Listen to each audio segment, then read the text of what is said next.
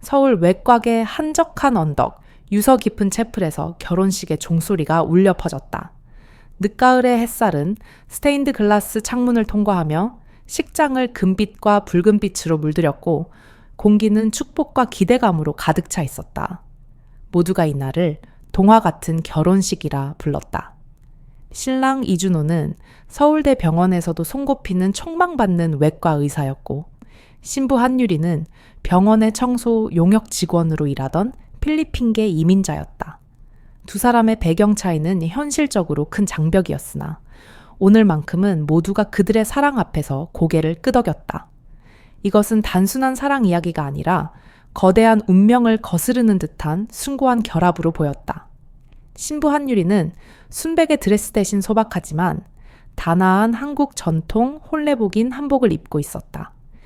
짙은 피부색과 대비되는 흰색 치마 저고리는 그녀를 더욱 돋보이게 했으나 그녀의 눈빛은 이미 젖어 있었다. 곁을 걷는 이준호는 겉으로 보기엔 완벽한 신랑이었지만 그의 굳게 다문 입술과 떨리는 손은 그가 평정심을 유지하기 위해 얼마나 애쓰고 있는지를 미묘하게 드러냈다. 하객들은 이것을 감격의 눈물 혹은 벅찬 행복으로 해석했을 뿐 그 누구도 이 결혼식이 그들의 생애 마지막 30분이 될 것을 짐작조차 하지 못했다. 이준호는 유리에게 낮은 목소리로 속삭였다. 괜찮아요, 유리씨? 약속대로 하면 됩니다. 유리는 애써 미소 지었지만 그 미소는 곧 슬픔에 잠겼다. 네, 준호씨. 당신이 있었기에 제 삶은 행복했어요. 그들의 손은 하객들 몰래 단단히 깍지 껴 있었다. 그것은 영원한 사랑의 맹세라기보다는 참아 놓을 수 없는 마지막 작별의 악수와 같았다. 그들의 대화는 하객들의 축복 소리에 묻혀 사라졌다. 아무도 그들이 이미 그들의 마지막 여정을 계획했고 그 길을 걷고 있다는 것을 알지 못했다. 결혼식이 끝나고 피로 연장으로 장소를 옮긴 하객들은 설렘 속에 신랑 신부를 기다렸다. 그 시각 이준호와 한유리는 피로 연장 구석의 작은 대기실에서 단둘만의 시간을 보내고 있었다. 창밖으로는 서울의 빌딩 숲이 차갑게 빛나고 있었다. 후회는 없습니까? 이준호가 물었다. 그의 목소리는 차분했지만 그의 눈동자는 설명할 수 없는 깊은 절망이 담겨 있었다. 유리는 고개를 저었다. 없습니다. 당신을 만나고 당신 덕분에 태영이가 안전하다는 것을 알았으니 이젠 두렵지 않아요. 이준호는 재킷 안주머니에서 아주 작은 약병을 꺼냈다. 특수 제작된 약이었다. 고통 없이 영원히 잠들게 해줄 약.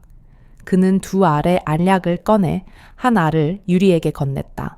그들은 서로의 눈을 깊숙이 바라보았다. 그 눈빛 속에는 지난 세월 동안 감춰왔던 애정과 이루지 못한 사랑에 대한 회한, 그리고 이제야 비로소 모든 고통으로부터 해방될 수 있다는 안도감이 뒤섞여 있었다. 이것은 두 영혼이 선택한 가장 조용하고도 슬픈 자살이었다. 사랑합니다, 유리씨. 영원히. 저도 당신을 사랑합니다, 준호씨. 다음 생에서도. 그들은 약속이나 한 듯 동시에 약을 삼켰고 마지막으로 다시 한번 서로의 손을 꽉 잡았다. 그들의 손은 마치 쇠사슬처럼 단단히 묶여 있었다. 잠시 후 이준호와 한유리는 밝은 미소를 띠고 피로 연장 안으로 들어섰다. 하객들의 우레와 같은 박수 소리가 터져 나왔고 샴페인 잔이 높이 들렸다. 사회자의 요청에 따라 두 사람은 홀 중앙의 무대로 걸어 나갔다. 그들의 퍼스트 댄스가 시작되었다. 그들의 미소는 너무나 완벽하여 그 누구도 그 미소가 세상에 보이는 마지막 빛이라는 것을 눈치채지 못했다. 댄스가 시작되고 불과 몇 분 후 결혼식을 올린 지 정확히 30분 만에 이준호의 몸이 먼저 휘청거리기 시작했다. 유리의 다리 역시 힘이 풀렸다. 두 사람은 서로에게 기댄 채 왈츠 음악이 흐르는 무대 위에서 나란히 쓰러졌다. 비명과 혼란이 피로 연장을 휩쓸었다. 의사 없어? 누가 벨벨구에 전화 좀 해. 사람들은 당황하여 이리저리 뛰어다녔지만 이미 너무 늦은 뒤였다. 구급대원이 도착했을 때 그들은 서로의 손을 놓지 않은 채 마지막 숨을 거두었다. 그들의 얼굴에는 마치 깊은 잠에 빠진 듯 알 수 없는 평화로운 미소가 드리워져 있었다.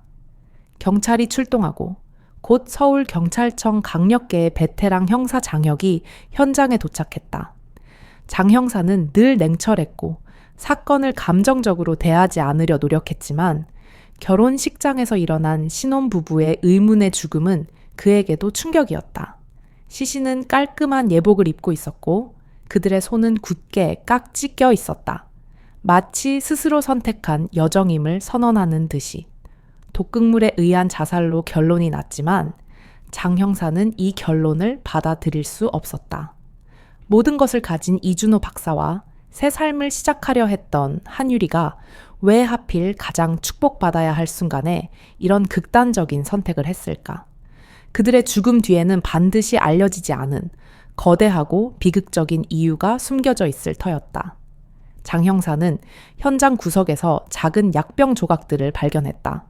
그리고 신랑의 재킷 안주머니에서 발견된 겉봉에 아무런 수신자도 적혀 있지 않은 희미한 편지 한 통. 편지는 이준호의 필체로 보였다. 제가 떠나는 날, 당신은 모든 것을 알게 될 겁니다. 이것이 제가 드릴 수 있는 마지막 선물입니다. 장 형사는 미간을 찌푸렸다. 당신은 누구이며 마지막 선물이 의미하는 바는 무엇인가? 이 편지는 자살의 동기를 설명하는 듯했지만 동시에 수많은 의문을 남겼다. 이 사건은 단순한 염세적 자살이 아니었다. 그것은 치밀하게 계획되고 감정적으로 깊이 얽힌 운명이라는 이름의 거대한 이야기의 서막이었다. 그날 밤 서울 시내를 맴도는 순찰차의 불빛 아래 장 형사는 생각했다. 때로는 가장 조용한 이별이 가장 큰 소리로 진실을 외친다고. 이 부부의 손에 쥐어진 것은 죽음만이 아니라 그들의 삶 전체를 관통하는 비밀이었을 것이다. 그는 파일에서 한유리의 사진을 꺼내 들었다. 이 여인의 과거에 모든 해답이 있을 것이라는 직감이 강하게 느껴졌다. 그리고 그 과거는 상상했던 것보다 훨씬 더 고통스럽고 이준호의 삶과 상상할 수 없을 만큼 깊게 얽혀 있었다.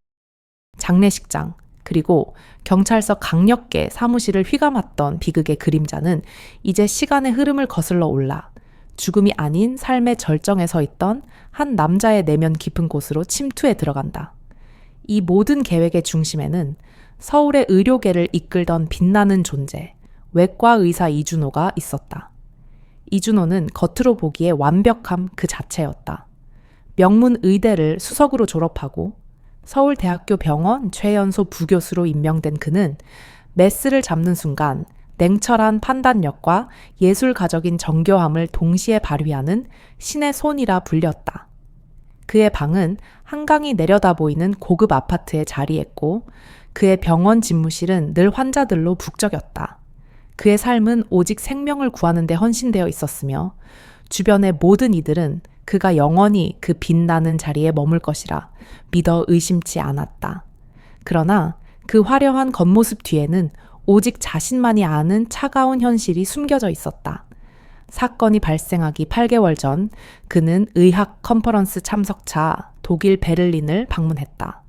공식 일정과는 별개로 그는 극심해지는 복부 통증과 설명할 수 없는 체중 감소를 확인하기 위해 세계적인 간암 전문의 볼프강 박사를 찾아갔다.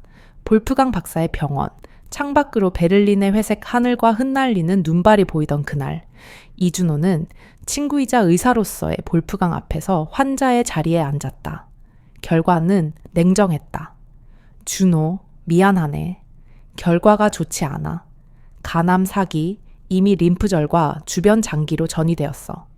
이준호는 의사로서 이미 자신의 상태를 어렴풋이 짐작하고 있었기에 놀라움보다는 묵직한 체념이 먼저 찾아왔다. 6개월, 길어야 8개월, 화학, 요법으로 시간을 늘릴 수는 있었으나 삶의 질은 현저히 떨어질 것이라는 절망적인 선고였다. 그 순간 그의 눈에 들어온 것은 베를린의 차가운 풍경이 아니었다. 그의 집무실 책상 서랍 속에 늘 넣어두었던 병원 복도 구석에서 몰래 찍은 한유리의 사진이었다. 불완전하고 고단하며 늘 삶의 벼랑 끝에 서 있는 듯 보였던 그 여인. 유리를 바라볼 때마다 그의 가슴 깊은 곳에서 피어오르던 이유 모를 애틋함과 연민, 그리고 그 이상이었던 감정들. 이준호는 베를린 호텔 창가에 서서 며칠 밤을 지새웠다. 남은 시간에 무엇을 할 것인가? 그는 수많은 환자들의 마지막을 보아왔지만 정작 자신의 마지막을 어떻게 장식해야 할지는 알 수 없었다. 그는 명예도, 돈도, 심지어 생명도 아닌 오직 유리와 함께하고 싶다는 단 하나의 진실만을 발견했다. 그녀는 그에게 단순한 동정심의 대상이 아니었다. 그녀는 그를 인간으로 존재하게 만드는 가장 순수하고 강인한 영혼이었다. 서울로 돌아온 후 이준호는 아무 일도 없었던 것처럼 다시 신의 손으로 돌아갔다. 그는 완벽하게 자신의 고통을 숨겼다. 하지만 복돼서 청소 도구를 밀고 지나가는 유리의 뒷모습을 볼 때마다 그의 심장은 죄어들었다. 시간이 없었다. 매 순간이 너무나 소중했고 동시에 너무나 비참했다. 어느 날 저녁 병원 업무가 모두 끝난 후 이준호는 유리를 자신의 집무실로 불렀다. 병원 직원들은 수군거렸다. 대체 이 박사님과 청소부 아줌마 사이에 무슨 일이 있는 걸까? 그들은 알지 못했다. 이준호의 집무실 문이 닫히는 순간 세상의 모든 규칙과 상식이 문 밖으로 밀려났다는 것을. 이준호는 유리를 소파에 앉히고 자신은 책상에 기대어 창밖의 어둠을 응시했다. 그의 목소리는 나지막했지만 떨림 없이 단호했다. 그는 자신이 독일에서 받은 진단 결과 그리고 남은 시간을 모두 털어놓았다. 유리는 처음에는 믿지 못하고 울부짖었으나 이준호의 평온한 눈빛을 보고 이내 침묵했다. 그리고 이준호는 마침내 지난 몇 년간 가슴 속에 묻어두었던 세상이 감히 상상할 수 없었던 진실을 고백했다. 유리 씨, 당신을 사랑합니다. 처음 당신을 본 순간부터 줄곧 유리의 눈물이 왈칵 쏟아졌다. 저도 당신을 사랑해요, 준호 씨. 그러나 그들의 사랑에는 미래가 없었다. 이준호는 창 밖을 가리키며 말했다. 우리에게는 시간이 없습니다. 하지만 저는 남은 시간 동안 당신과 함께하고 싶습니다. 저와 결혼해 주시겠습니까? 세상이 이해하지 못할지라도 당신을 제 아내로 맞이하고 우리의 마지막을 함께 만들고 싶습니다. 이것은 동정이나 연민으로 포장된 제안이 아니었다. 이준호는 자신의 죽음을 목전에 두고 비로소 세속적인 모든 굴레를 벗어던지고 가장 순수한 형태의 갈망을 표현한 것이었다. 그는 유리가 외국인이라는 사실, 그녀의 비극적인 과거, 그리고 그녀가 짊어진 모든 짐을 알고 있었다. 오히려 그 짐들 때문에 그는 그녀를 더욱 사랑했다. 유리는 한참 동안 침묵했다. 그녀의 내면에서는 수많은 감정이 격렬하게 충돌하고 있었다. 사랑, 두려움, 행복, 그리고 피할 수 없는 비극. 그러나 그녀의 눈빛은 이내 단호해졌다. 그녀는 자리에서 일어나 이준호에게 다가갔다. 네, 준호 씨. 당신과 함께라면 어떤 마지막이라도 두렵지 않아요. 그녀의 수락은 이준호에게는 구원과도 같았다. 그는 무릎을 꿇고 그녀에게 반지를 건넸다. 하지만 한 가지 약속해 주세요. 유리가 말했다.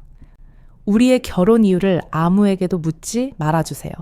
그저 우리를 축복해 주기만을 바라요. 그리고 마지막 순간도 함께해요. 이준호는 미소 지었다. 그렇게 합시다. 영원히. 이 순간 이준호의 비밀은 완성되었다. 그의 죽음은 단순한 말기 환자의 끝이 아니라 가장 사랑하는 이를 위한 마지막 예술 작품이 될 것이었다. 그들의 결혼은 세상에 보여주는 마지막 아름다운 거짓말이자 예정된 이별을 향한 조용하고 은밀한 항해의 시작이었다. 이제 장 형사는 이 빛나는 의사의 삶 뒤에 숨겨진 이처럼 처절하고도 숭고한 진실의 실타래를 풀어내야만 했다. 그 실타래는 유리의 숨겨진 과거와 이준호의 직업적 윤리마저 뛰어넘은 희생으로 복잡하게 얽혀 있었다. 그가 발견해야 할 진실은 단순한 자살 동기가 아닌 한 인간의 운명과 다른 인간의 구원이 어떻게 엮여 들어갔는지에 대한 기록이었다. 이준호의 갑작스러운 고백과 청원 앞에서 한유리의 눈에는 기쁨보다 더 깊은 슬픔과 혼란이 교차했다. 그녀의 마음속에는 이미 그녀의 삶을 지배해온 거대한 그림자가 드리워져 있었기 때문이다. 준호는 그녀에게 구원이자 마지막 희망이었지만 유리는 자신이 그처럼 고귀한 존재를 오염시킬까 두려웠다. 그녀의 삶은 언제나 서울의 차가운 겨울과 같았다. 필리핀의 가난한 농촌에서 태어나 일찍 한국으로 건너온 유리는 한국인 남편 박도윤을 만나 결혼했다. 그러나 결혼 생활은 곧 폭력과 학대로 점철된 지옥으로 변했다. 박도윤은 알코올 중독에 빠져 유리를 짐승처럼 다루었고 작은 일에도 폭력을 휘둘렀다. 유리는 그 지옥 같은 생활 속에서 아들 민태영을 낳았고 태영은 그녀가 버틸 수 있는 유일한 이유였다. 하지만 그녀의 남편은 태영에게까지 손을 대기 시작했다. 유리는 자신의 무능력과 무력함 속에서 절망했다. 외국인 노동자 신분으로 언어도 서툰 그녀에게 폭력에서 벗어날 길은 요원해 보였다. 비극은 5년 전의 어느 겨울밤에 절정에 달했다. 박도윤이 만취 상태에서 집에 불을 질렀고 유리는 간신히 목숨만 건졌다. 그녀는 모든 것을 잃었다. 집도 신분증도 그리고 폭력적인 남편에게서 벗어났다는 안도감과 동시에 세상에 홀로 남겨졌다는 참담함만이 남았다. 그녀는 자신의 상황에서는 태영을 안전하게 키울 수 없다고 판단했다. 박도윤의 가족들이 그녀를 찾아 복수하거나 혹은 태영을 데려가 비참하게 키울까 두려웠다. 결국 유리는 아들이 학교에 간 틈을 타 가장 믿을 수 있는 친척에게 태영을 맡기고는 자신의 존재를 세상에서 지워버리기로 결심했다. 나 같은 엄마가 아들을 만나면 태영이는 평생 이 과거를 수치스러워할 거예요. 그녀는 쉼터의 낡은 일기장에 이렇게 적었다. 어머니로서 아들을 버린다는 고통은 그녀가 불 속에서 입은 화상보다 훨씬 깊은 상처를 남겼다. 그녀는 살아있는 유령처럼 하루하루를 버텨나갔고 노숙자 쉼터에서 청소 일을 하며 아주 먼 발치에서만 아들의 소식을 듣는 것에 만족해야 했다. 그것이 그녀가 태영을 지켜줄 수 있는 유일한 방식이었다. 그녀의 삶이 완전히 절망으로 가라앉았을 때 아이러니하게도 그녀의 타고난 용기가 또 다른 비극을 만들고 동시에 운명의 실타래를 엮었다. 바로 5년 전 강남의 고급 주상복합 아파트 화재 사건이었다. 당시 유리는 그 아파트의 청소 용역 직원으로 일하고 있었다. 불길이 치솟고 사람들의 비명이 난무하는 아비규환 속에서 그녀는 구조를 요청하는 희미한 아이의 목소리를 들었다. 주저할 시간이 없었다. 그녀는 자신의 코트로 온몸을 감싼 채 무너져 내리는 건물의 3층으로 뛰어들었다. 거기서 그녀가 발견한 것은 어린 소녀 이다솜이었다. 소녀는 거대한 화마 앞에서 웅크리고 떨고 있었다. 유리는 자신의 온몸으로 소녀를 감쌌고 불길을 뚫고 지상으로 내려왔다. 유리는 온몸에 심각한 화상을 입고 정신을 잃었다. 병원으로 실려간 그녀는 생존 가능성이 희박하다는 진단을 받았다. 그때 그녀를 극진히 간호한 사람이 바로 소녀의 오빠, 인턴이었던 이준호였다. 준호는 의사들에게 울부짖으며 자신의 여동생을 구한 유리를 살려달라고 간청했다. 이다솜은 이준호에게 유일한 가족이나 다름없었다. 준호는 유리를 처음 보았을 때 그녀의 거친 피부와 고단해 보이는 모습 뒤에서 세상 그 누구보다 강하고 순수한 영혼의 빛을 보았다. 그녀는 그의 여동생을 구원한 생명의 은인이었다. 준호는 유리의 회복을 도왔고 유리는 퇴원 후 그의 도움으로 병원에서 청소 일을 시작할 수 있었다. 그녀의 서툰 한국어와 외국인 신분은 여전히 주변 사람들의 무시와 냉대를 불러왔지만 준호만은 달랐다. 그는 유리를 인간 대 인간으로, 아니 그 이상의 존재로 존중했다. 유리는 그 따뜻함에 끌렸지만 그녀는 언제나 자신과 준호 사이에는 넘을 수 없는 거대한 벽이 있다고 생각했다. 준호는 빛이었고 자신은 그림자였다. 그녀는 병원 계단 구석에서 혹은 옥상에서 몰래 준호가 환자들을 대하는 모습을 지켜보았다. 그의 웃음, 그의 전문적인 태도, 그의 인간적인 온정. 그녀의 마음은 그를 향해 깊이 기울었지만 과거의 짐이 그녀를 짓눌렀다. 그녀는 자신이 태영이에게 했던 것처럼 준호에게도 자신의 추하고 위험한 과거를 드러내서는 안 된다고 믿었다. 그녀의 삶은 박도윤으로부터 도망치고 태영을 지키는 것 외에는 다른 의미가 없었다. 그녀는 준호의 세상에 속할 자격이 없었다. 하지만 준호는 이미 그녀의 모든 것을 알고 있었다. 그녀가 태영을 지키기 위해 고통스러운 선택을 한 것도, 그녀가 불길에 뛰어든 이유도, 그는 유리를 감시하는 것이 아니라 그녀를 보호하기 위해 그림자처럼 지켜왔다. 그리고 마침내 그가 자신의 죽음을 마주하게 되었을 때 그는 모든 것을 버리고 그녀에게로 향했다. 그는 유리의 그 고통스럽고 숭고한 희생의 그림자마저 사랑했다. 준호의 청혼은 유리가 평생 외면해왔던 삶의 의미를 일깨워 주었다. 그녀는 그림자 속에서 벗어나 마지막으로 한 번만이라도 빛 속에 서고 싶었다. 하지만 그녀의 수락은 동시에 그녀의 그림자가 준호의 마지막 빛까지 삼켜버릴 것이라는 무서운 예감이기도 했다. 그녀는 준호의 손을 잡고 운명의 여정에 오르기로 했지만 그녀의 헌신적인 과거는 아직 완전히 드러나지 않은 채 더 크고 복잡한 비극의 씨앗을 품고 있었다. 이제 이 모든 비극의 실타래는 곧 한유리의 아들 민태영의 운명과 엮이게 될 것이다. 한유리의 숨겨진 희생과 이준호의 헌신적인 사랑이 엮이기 시작한 것은 준호가 유리에게 청혼하기 훨씬 이전, 두 사람이 서로의 삶 깊은 곳에 들어서기 시작한 순간이었다. 유리가 자신의 아들 민태영을 먼 발치에서 지켜보며 홀로 고통을 감내하던 그 시간 동안 운명은 이미 더욱 강렬하고 잔인한 방식으로 그들의 삶을 엮어놓고 있었다. 유리가 이준호의 여동생 이다솜을 화재에서 구한 지 약 5년 후 서울의 한 종합병원에서는 한 소년이 생사의 기로에 서 있었다. 그 소년은 바로 유리가 목숨처럼 지켜온 아들 민태영이었다. 12세의 태영이는 급성 림프 구성 백혈병이라는 진단을 받았고 유일한 희망은 골수 이식뿐이었다. 태영이의 주치의는 다름 아닌 이준호였다. 당시 젊은 부교수였던 준호는 이미 태영이의 뛰어난 지성과 밝은 성품을 눈여겨보았고 그의 생명을 구하기 위해 모든 의학적 지식과 노력을 쏟아붓고 있었다. 태영이의 병이 재발하고 생명이 위독해지자 이준호는 필사적으로 적합한 골수 기증자를 찾기 시작했다. 수많은 익명의 기증자 명단 속에서 기적처럼 태영기와 완벽하게 일치하는 기증자가 나타났다. 그 익명 기증자의 이름은 바로 한유리였다. 준호는 병원 기록을 통해 태영기의 친모가 한유리라는 사실을 확인했다. 그는 이미 유리의 비극적인 과거를 알고 있었다.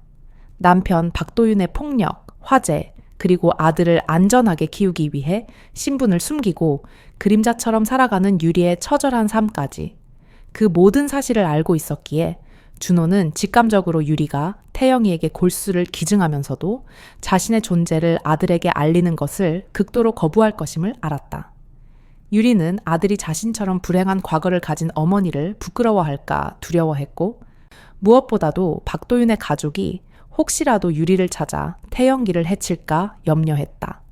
박도윤은 당시 수감 중이었으나 그의 영향력은 여전히 유리를 위협하고 있었다. 이준호는 딜레마에 빠졌다. 의사로서 그는 환자의 모든 정보를 투명하게 공개하고 생모인 유리가 태영이에게 자신의 존재를 알릴 수 있도록 도와야 했다. 이것이 의료 윤리였다. 그러나 인간으로서 그리고 유리를 깊이 사랑하고 존경하는 한 남자로서 그는 유리의 고결한 희생을 보호하고 그녀의 삶을 지켜야 했다. 태영이의 생명이 위급했고 유리가 유일한 구원이었다.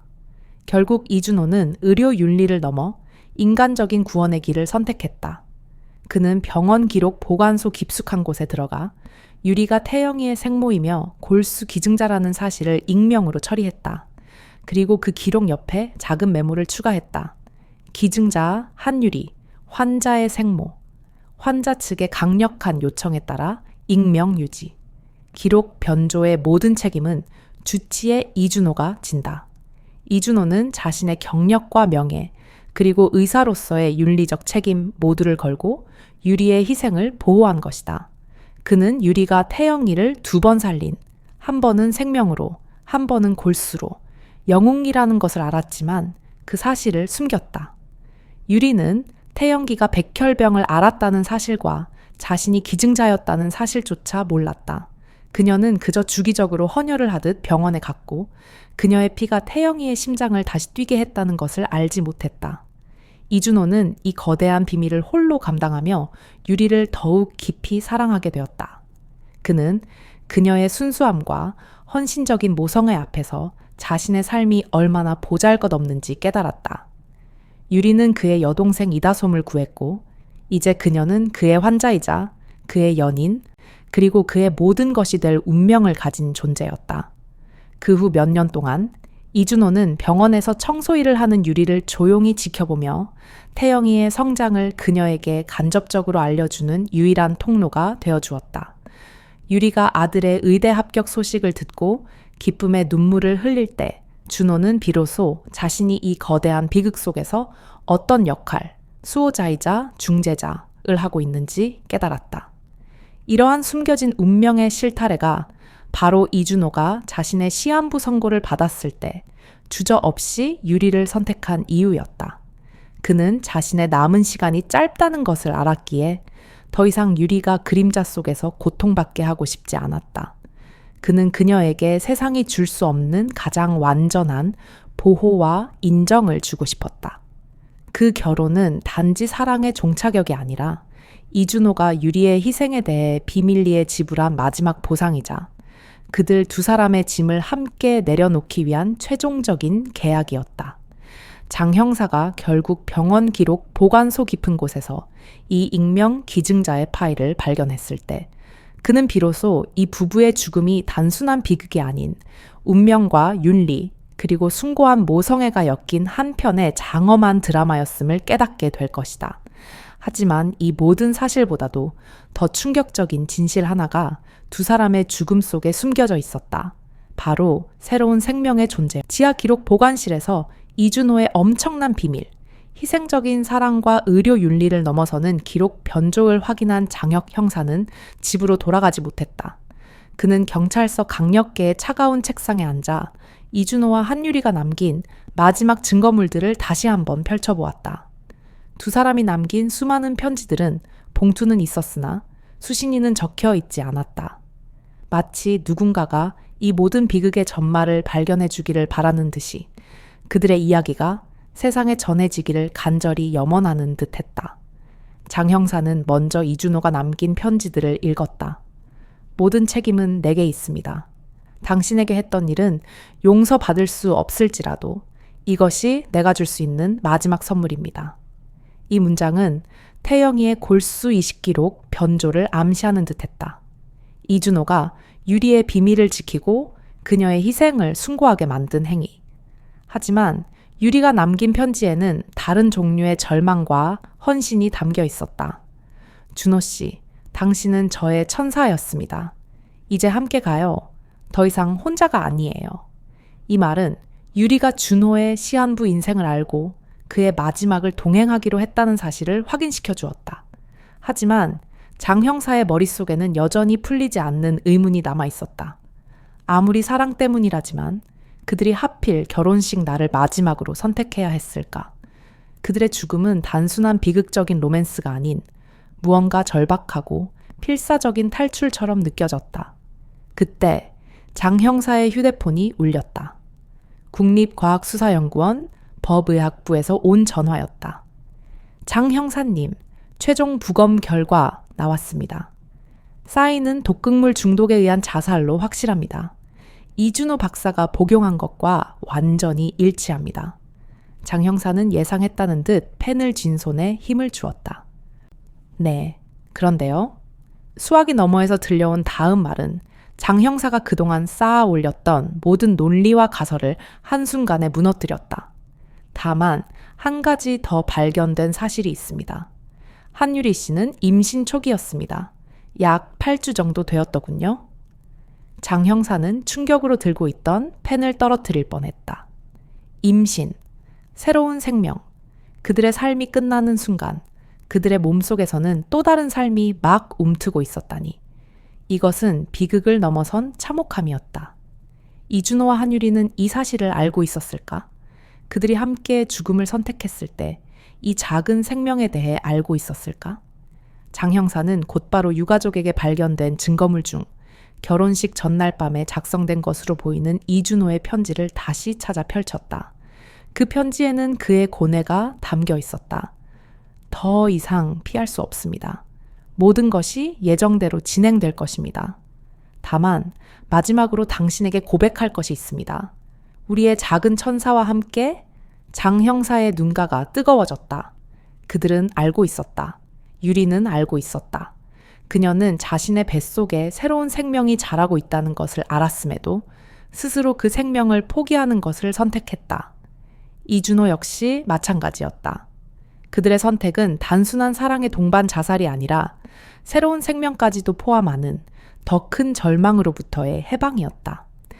장 형사는 즉시 이준호와 유리의 배경을 둘러싼 외부 위협을 재검토했다.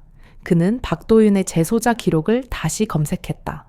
기록에 따르면 유리가 준에게 청혼을 받고 결혼 날짜를 잡았던 그 시기에 폭력적이고 보복심이 강했던 남편 박도윤은 출소 예정일이 임박해 있었다. 박도윤은 유리가 자신에게 했던 행동에 대해 복수심에 불타고 있었으며 출소 후 가장 먼저 유리를 찾을 것이라는 정보가 있었다. 유리가 신분 세탁을 하고 숨어 살았음에도 박도윤의 집착과 폭력성은 그녀의 삶 전체를 위협하는 그림자였다. 이준호는 시한부 인생이었고 유리는 영원한 폭력의 그림자 속에서 살아야 할 운명이었다. 만약 유리가 태영이에게 자신의 존재를 드러내거나 혹은 이준호와의 결혼을 통해 새로운 가정을 꾸렸다면 박도윤은 반드시 그녀와 그녀의 아이들을 찾아냈을 것이다. 특히 새로 태어날 아이는 박도윤의 위협으로부터 영원히 안전할 수 없었다. 장 형사는 깨달았다. 그들은 죽음을 택한 것이 아니라 삶의 가장 비참한 현실로부터의 영원한 자유를 택한 것이다. 이준호는 유리가 영원히 고통의 굴레에서 벗어나도록 하기 위해 그리고 그녀의 뱃속의 작은 천사가 이 비극적인 세상의 그림자를 물려받지 않도록 하기 위해 자신의 마지막 사랑과 생명을 바친 것이다. 유리가 결혼식 날 이준호와 함께 떠나기로 결정한 것은 자신의 아들 민태영을 지키고 박도윤의 위협으로부터 완전히 벗어나며 준호와 함께 영원히 존재하기 위한 유일한 방법이었다. 그들의 죽음은 고통스러웠을지 모르지만 그들이 남긴 편지와 부검 결과는 그들이 그 순간만큼은 비로소 모든 짐을 내려놓고 평화로웠음을 증명하고 있었다. 장 형사는 책상 위 유리의 사진을 내려다보았다. 그녀의 눈빛에는 순교자적인 고귀함과 사랑하는 사람과 함께 마지막을 맞이한 여인의 조용한 승리가 담겨 있는 듯했다. 이제 그는 이 모든 진실을 짊어지고 이 비극적인 사랑의 결실이자 희망인 민태영에게 다가서야 했다. 하지만 이 진실을 아들에게 전하는 것이 과연 자비로운 일일까? 장 형사의 마음속에는 또 다른 무거운 고민이 시작되었다. 차가운 공기가 감돌던 장례식장, 흰 국화꽃이 가득 놓인 영정사진 앞에는 이준호와 한유리 두 사람의 미소가 걸려 있었다. 민태영은 흰 의사가운 대신 검은 정장을 입고 묵묵히 조문객들을 맞이했다. 그의 슬픔은 겉으로 드러나지 않았으나 그의 눈빛은 깊은 상실감으로 가득 차 있었다. 이준호 박사는 태영이에게 아버지와 같은 존재였다. 12살 백혈병으로 죽어가던 자신을 구원해주고 의사로 성장할 수 있도록 물심양면으로 이끌어준 스승이자 은인이었다. 그런 그가 왜 하필 가장 행복해야 할 날, 스스로 죽음을 선택했는지 태영은 도저히 이해할 수 없었다. 그의 세상은 다시 한번 무너져 내리고 있었다. 그러나 한유리의 영정 앞에서 태영은 복잡한 감정에 휩싸였다. 서류상으로는 그녀가 아버지의 아내, 즉 어머니가 되었지만 태영에게 그녀는 그저 병원 복도를 청소하던 낯선 중년 여성일 뿐이었다. 가끔 마주치면 고단함이 서린 눈으로 자신에게 희미하게 미소 짓곤 했던 그저 그런 청소 아주머니. 그녀의 영정사진 속 미소는 태영이 기억하는 것보다 훨씬 평화롭고 아름다웠지만 그는 그 앞에서 진정한 슬픔을 느낄 수 없었다. 그는 항상 자신이 고아라고 이준호 박사에게 모든 것을 빚진 존재라고 믿고 있었다. 조문객들이 위로의 말을 건넬 때마다 태영은 애써 미소 지었지만 속으로는 내게 어머니는 없는데 라는 생각을 되뇌었다. 조문객들이 썰물처럼 빠져나가고 태영이 홀로 2개의 영정사진 앞에 남아있을 때 장혁 형사가 조심스럽게 다가왔다. 장 형사는 태영을 잠시 관찰했다. 빛나는 명문대 출신 의사.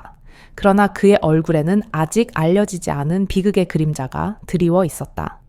장 형사는 전날 밤 유리의 임신 사실과 박도윤의 출소라는 잔혹한 진실을 발견한 후 과연 이 모든 것을 이 젊은이에게 한 번에 쏟아내는 것이 옳은 일인가에 대해 깊이 고민했다. 이준호와 유리가 자신의 삶을 파괴하면서까지 지키려 했던 아들의 평화를 자신이 깨뜨려야 할까?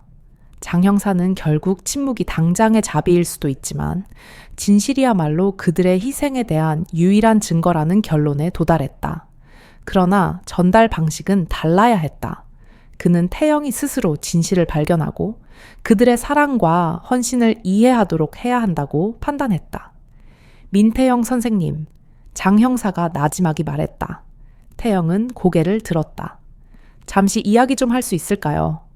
2사람은 장례식장 구석의 조용한 휴게실로 향했다. 장 형사는 품속에서 작은 갈색 봉투를 꺼냈다. 이것은 이준호 박사의 비밀 아파트에서 발견된 것입니다. 박사님이 당신에게 전해지길 원했던 것 같습니다. 봉투 안에는 낡고 오래된 일기장 한 권과 작은 자물쇠의 열쇠가 들어있었다. 이것은 무엇입니까? 태영이 물었다. 일기장은 너무 낡아 보였고 마치 수십 년의 세월을 견뎌낸 듯한 무게가 느껴졌다. 그것은 당신의 어머니가 쓰신 일기입니다. 장 형사가 조용히 말했다. 그는 서류상의 어머니가 아닌 당신의 어머니라는 단어를 사용했다. 태영의 얼굴이 창백해졌다. 저의 어머니라니요. 무슨 말씀을 하시는 겁니까? 저는 이모님 댁에서 자랐고 어머니는 저는 고아라고 알고 있습니다. 장 형사는 잠시 망설였다. 그의 입술은 이미 유리의 희생, 준호의 윤리적 변조, 그리고 임신 사실이라는 폭탄 같은 진실들을 터뜨릴 준비가 되어 있었으나 그는 굳게 입을 닫았다. 그는 대신 태영의 손에 작은 열쇠를 쥐어주었다. 열쇠에는 낡은 주소 태그가 붙어 있었다. 저는 더 이상 아무 말도 하지 않겠습니다. 모든 진실은 이 일기장 안에 그리고 이 열쇠가 열어줄 장소에 있습니다.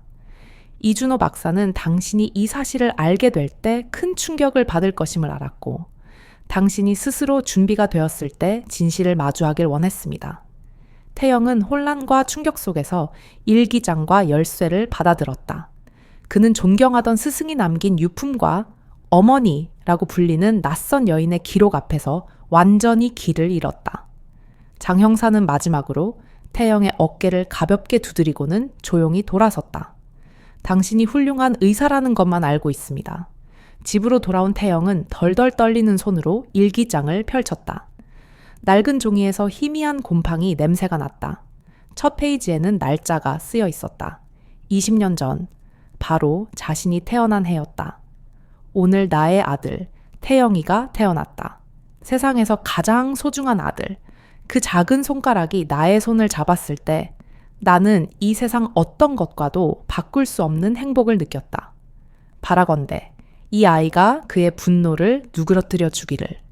태영의 눈에서 뜨거운 눈물이 쏟아졌다. 아들의 이름, 자신의 이름. 이 아이가 그의 분노를 누그러뜨려 주기를. 그는 누구인가? 그는 페이지를 넘길 때마다 유리의 고통, 아버지 박도윤의 폭력, 그리고 자신을 지키기 위한 어머니의 처절한 도피와 희생의 기록을 마주했다. 어머니는 그를 버린 것이 아니라 살리기 위해 자신의 존재를 지워버린 것이었다. 유리가 남긴 고통스러운 사랑의 기록 앞에서 태영은 비로소 낯선 여인이 아닌 자신의 생명을 2번이나 바친 어머니의 그림자를 보게 되었다. 이제 태영은 다음 퍼즐 조각인 이준호 박사가 남긴 마지막 장소로 향할 준비를 해야 했다. 민태영은 낡은 일기장을 펼쳐든 채 밤새도록 움직일 수 없었다. 그의 눈물은 종이 위에 떨어져 번져나갔고 그 묵직한 기록 속에는 자신이 평생 부정해왔던 어머니의 삶 전체가 담겨 있었다. 일기장은 태영이의 윤영이, 박도윤의 잔혹한 폭력, 그리고 그 폭력으로부터 아들을 보호하기 위해 유리가 감수해야 했던 모든 고통을 날것 그대로 기록하고 있었다. 오늘 도윤 씨가 태연기가 울었다는 이유로 아이를 벽에 던지려 했다. 나는 더 이상 이곳에서 살 수 없다. 태연기를 데리고 도망쳐야 한다. 모든 것이 잘못되었다. 도윤의 가족들은 나를 용서하지 않을 것이다. 태영이를 그들에게서, 그리고 나의 비참한 과거에게서 영원히 떼어놓아야 한다. 페이지를 넘길 때마다 태영은 숨 쉬는 것조차 고통스러웠다. 어머니가 자신을 버린 것이 아니었다. 어머니는 폭력의 굴레와 사회적 냉대 속에서 아들이 빛나는 미래를 가질 수 있도록 자신의 존재 자체를 지워버리는 숭고하고 처절한 희생을 선택했던 것이다. 태영은 먼 발치에서나마 아들의 소식을 듣고 기뻐했던 유리의 조용하고 애틋한 사랑을 읽으며 평생 느껴보지 못했던 모성애의 무게를 비로소 깨달았다. 일기장 중간쯤 그의 삶을 다시 한번 뒤흔드는 기록이 나타났다. 우리 태영이가 아프다. 급성 백혈병이란다. 내 심장이 멈추는 것 같았다. 준호 씨가 내게 이 사실을 알려주었다. 골수 이식만이 유일한 희망이라고 했다. 유리는 곧바로 검사를 받았고 기적적으로 태연기와 완벽히 일치하는 기증자라는 사실을 알게 되었다. 나는 무섭지 않다. 아들을 살릴 수 있다면 무엇이든 할 수 있다. 하지만 나의 신분이 밝혀져서는 안 된다. 만약 도윤의 가족들이 내가 살아있다는 것을 알고 태영기에게 해를 입히려 한다면 준호 씨는 나의 요청을 존중해 주었다. 그는 의료 윤리를 어기는 엄청난 위험을 감수하면서까지 나의 존재를 익명으로 처리해 주었다. 태영이는 내가 기증자인 것을 몰라야 한다. 영원히. 태영은 온몸이 떨리는 것을 느꼈다. 그가 기적적으로 백혈병을 이겨낼 수 있었던 것은 아버지처럼 믿고 따랐던 이준호 박사의 의학적 능력과 그리고 그 모든 위험을 감수하고 비밀을 지킨 어머니의 생명 때문이었다. 그는 어머니에게서 2번의 생명을 부여받은 것이다. 태영은 눈물을 닦고 장 형사가 건넨 작은 열쇠를 다시 확인했다. 열쇠에는 주소가 적힌 낡은 태그가 붙어 있었다. 이준호가 남긴 마지막 단서. 다음 날 태영은 그 주소로 향했다. 그곳은 서울 외곽의 낡은 건물 지하에 있는 작은 창고였다. 열쇠를 돌려 문을 열자 그 안에는 값비싼 물건 대신 태영이의 삶 전체가 담긴 상자들이 나타났다. 가장 눈에 띄는 것은 벽에 걸린 낡은 사진이었다. 갓 태어난 태영이를 안고 환하게 웃고 있는 젊은 한유리. 그녀의 미소에는 세상의 모든 행복이 담겨 있었다.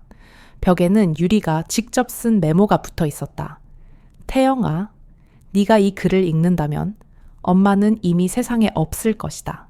네가 나를 엄마라고 부르지 않아도 괜찮다. 나는 늘 너의 엄마였다. 네가 훌륭한 의사로 성장하는 모습을 보는 것이 나의 유일한 소원이었단다. 그리고 그 옆에는 이준호가 정리해 놓은 듯한 두꺼운 파일철이 있었다. 유치원 입학 통지서, 초등학교 성적표, 중학교 졸업사진, 그리고 의과대학 합격증까지. 태영이 몰랐던 그림자 속에서 이준호와 한유리가 함께 지켜온 그의 삶의 기록이었다. 준호는 매년 태영이의 소식을 수집하고 유리가 볼 수 있도록 정리해 두었던 것이다. 태영은 상자 안에서 작은 USB 드라이브를 발견했다. 그는 그것을 노트북에 꽂았다. 화면이 켜지자 결혼식 당일에 예복 차림을 한 이준호와 한유리가 나란히 앉아있는 모습이 나타났다. 그들의 마지막 메시지였다. 유리의 목소리는 따뜻했지만 약간 떨리고 있었다. 태영아, 네가 이 영상을 보고 있다면 우리는 이미 영원히 함께 떠난 후일 것이다. 너를 두고 떠나는 것은 고통스럽지만 이 방법이 우리가 너를 그리고 우리 스스로를 영원히 폭력과 두려움으로부터 해방시키는 유일한 길이었다. 이준호 씨는 나의 천사였단다.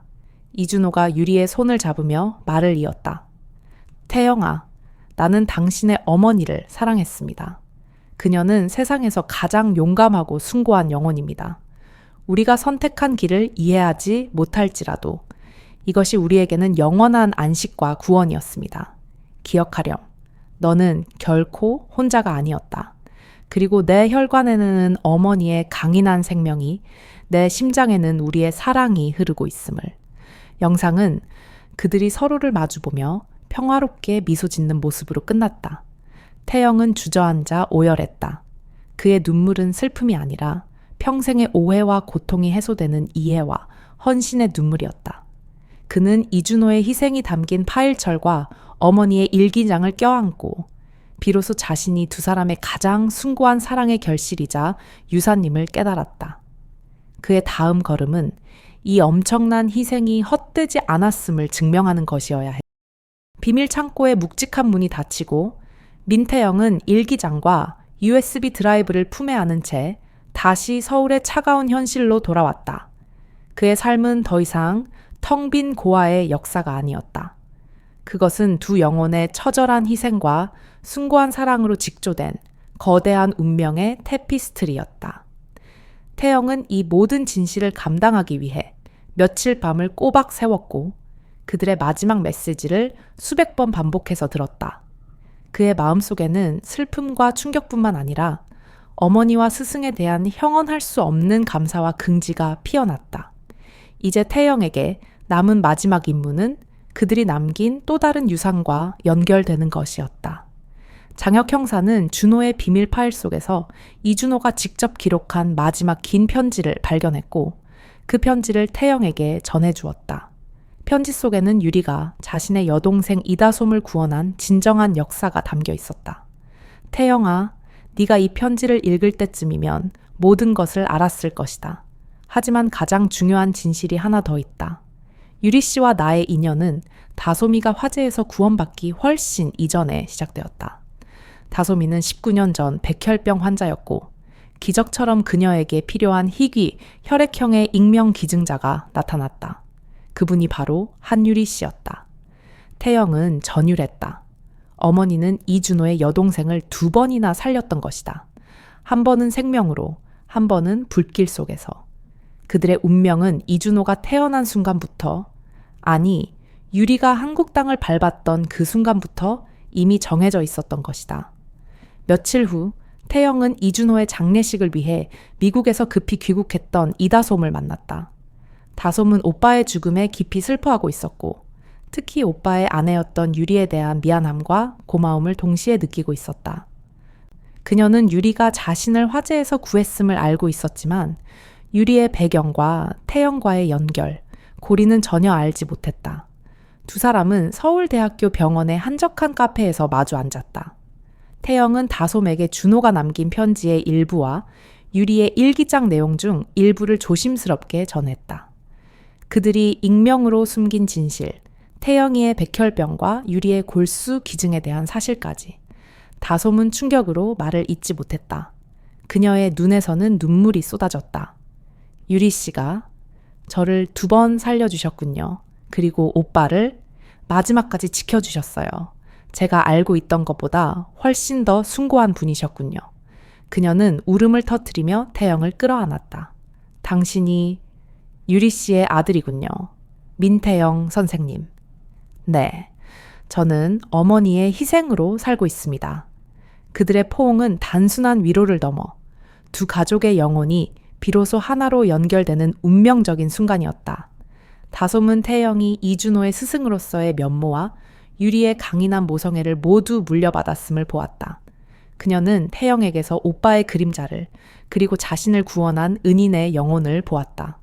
다솜은 태영에게 이준호의 마지막 소망에 대해 이야기했다. 오빠는 제가 항상 가족이 되어 달라고 했어요. 외톨이가 되지 말라고요. 그리고 유리 씨의 과거에 대해 이야기하며 세상에는 도움의 손길이 절실한 사람들이 너무나 많다고 했어요. 태영은 이제 자신의 남은 삶의 목적을 깨달았다. 그는 더 이상 과거의 그림자에 갇힌 존재가 아니었다. 그는 어머니의 희생과 아버지 같은 스승의 사랑이 남긴 유산이었다. 그들의 죽음은 단순한 종말이 아니었다. 그것은 새로운 시작을 위한 숭고한 토대였다. 다솜씨, 태영이 말했다. 저는 어머니가 평생 도망쳐야 했고 두려워했던 그 폭력의 굴레를 끊어내고 싶습니다. 어머니의 희생이 헛되지 않았음을 증명하고 싶어요. 그리고 준호 박사님이 베풀었던 그 무한한 연민과 보호를 세상의 다른 사람들에게 돌려주고 싶습니다. 다솜은 태영의 손을 굳게 잡았다. 제가 도울게요. 오빠가 바라던 대로, 그리고 유리 씨가 바라던 대로 우리는 이제 가족이니까. 그녀의 눈빛은 슬픔을 넘어선 강한 의지로 빛나고 있었다. 태영은 비로소 자신이 혼자가 아님을 느꼈다. 그에게는 이준호가 남긴 사랑, 유리가 남긴 희생, 그리고 이다솜이라는 피를 나눈 가족이 생겼다. 그들은 이준호의 마지막 편지 속에 암시되었던 자뜨 구원도의 의미를 이해했다. 준호는 유리를 죽음으로 인도한 것이 아니라 그녀에게 영원한 자유와 존엄성을 선물한 것이다. 그리고 그들의 가장 위대한 유산은 바로 이 모든 비극 속에서 탄생한 민태영이라는 새로운 희망의 빛이었다. 이제 그들은 이 사랑의 비극을 세상의 어둠을 밝힐 등불로 바꾸는 마지막 여정을 시작해야 했다. 그들의 다음 목표는 모든 비극의 근원이었던 가정폭력을 근절하기 위한 구체적인 행동이었다. 몇 달의 시간이 흘렀다. 슬픔은 여전히 깊었지만 민태영은 더 이상 과거의 그림자에 갇힌 채 울고 있는 젊은이가 아니었다. 그는 이제 이준호와 한유리가 남긴 숭고한 유산을 짊어진 책임감 있는 존재였다. 태영은 이다솜과 함께 힘을 합쳐 그들의 희생이 헛되지 않았음을 증명할 마지막 계획을 실행했다. 서울 변두리의 한적한 구역, 낡은 건물을 개조하여 만든 한유리 이준호 기념 가정폭력 피해자 지원센터의 개소식이 열렸다. 센터는 유리가 평생 도망쳐야 했던 가정폭력의 굴레로부터 다른 이들을 보호하기 위한 곳이었다. 이다솜은 미국에서의 모든 사업을 정리하고 귀국하여 태영을 도왔고 그들의 헌신적인 노력으로 센터는 의료, 법률, 심리상담 등 모든 지원을 제공할 수 있는 완벽한 피난처로 탄생했다. 개소식 날, 강렬한 겨울 햇살이 센터 입구를 비추고 있었다. 장혁 형사를 비롯해 이준호의 동료 의사들, 유리가 일했던 쉼터 관계자들, 그리고 새로운 희망을 찾아 모인 사람들이 광장을 가득 메웠다. 태영은 단상에 올라 마이크를 잡았다. 그의 등 뒤에는 센터의 이름이 새겨진 현수막이 걸려 있었다. 태영의 목소리는 차분했지만 깊은 울림이 있었다. 이곳에 모여주신 모든 분들께 진심으로 감사드립니다. 많은 분들은 이준호 박사님과 한유리 씨의 이야기를 비극적인 선택으로 기억하실 것입니다. 그러나 저에게 이 이야기는 세상에서 가장 위대한 사랑과 용기에 관한 기록입니다. 그는 청중을 향해 고개를 숙였다. 어머니는 폭력으로부터 아들을 지키기 위해 자신의 모든 것을 희생했습니다. 그리고 이준호 박사님은 그 희생을 보호하고 그녀가 인간으로서 존엄성을 지킬 수 있도록 당신의 명예와 생명까지 바쳤습니다. 태영은 유리가 박도윤의 위협으로부터 벗어나기 위해 죽음을 선택했고 자신에게 2번의 생명을 주었으며 이준호가 그 모든 것을 수호했다는 사적인 진실은 끝까지 침묵했다. 그는 부모님의 마지막 바람대로 세상에는 오직 숭고한 사랑과 용기만을 남겼다.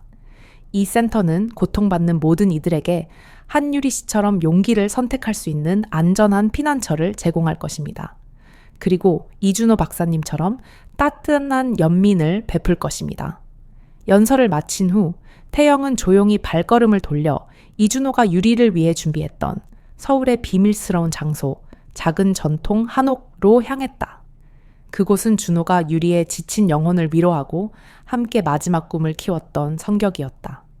문을 열고 들어서자 활에는 여전히 은은한 불이 남아 있었고 방 중앙의 작은 테이블 위에는 2개의 찻잔이 나란히 놓여 있었다. 태영은 그곳을 자신의 내면을 정리하는 공간, 2 사람의 영혼과 대화하는 성소로 사용하고 있었다. 아버지, 어머니, 잘 지내고 계십니까? 태영은 따뜻한 차를 마시며 허공에 말을 건넸다. 그때 화로 위선반에 놓인 작은 상자 하나가 그의 눈에 들어왔다. 전에는 미처 발견하지 못했던 것이었다. 호기심에 상자를 열자 그 안에는 낡은 카세트 테이프 하나가 들어있었다. 라벨에는 오직 태영에게 라고만 쓰여 있었다. 태영은 숨을 멈추고 서랍에서 오래된 카세트 플레이어를 꺼내 테이프를 넣었다. 플레이어에서 재생된 첫 목소리는 한유리의 것이었다. 따뜻하고 평온하며 이제는 세상의 어떤 고통도 닿을 수 없는 듯한 목소리. 태영아, 네가 이 목소리를 듣고 있다면 너는 이미 모든 것을 알았을 것이다. 네가 태어났을 때 너는 나의 전부였단다. 도윤 씨의 폭력으로부터 너를 지키기 위해 엄마는 내 곁을 떠나야 했어. 하지만 나는 단 한순간도 너를 사랑하지 않은 적이 없단다. 이준호 씨는 나의 구원자였고 네가 훌륭한 의사가 되는 과정을 지켜볼 수 있도록 도와주었단다. 잠시 후 이준호의 목소리가 섞여 들어왔다. 태영아, 내 어머니는 세상에서 가장 용감한 사람이다. 그녀는 자신을 버리고 너를 살렸고 내게도 새로운 삶의 의미를 주었지. 우리의 선택을 슬퍼하지 마라. 이것은 우리에게 영원한 안식이었고 너에게는 새로운 시작을 위한 선물이다. 이제 내 피 속에는 어머니의 강긴한 생명이 흐르고 있고 내 심장에는 우리의 사랑이 살아있다. 너는 결코 혼자가 아니다. 테이프는 두 사람이 평화롭게 웃는 소리, 그리고 함께 차를 마시는 듯한 잔잔한 소리로 끝이 났다. 그 웃음에는 어떤 후회나 비통함도 담겨 있지 않았다. 그것은 완벽한 해방과 수용의 웃음이었다.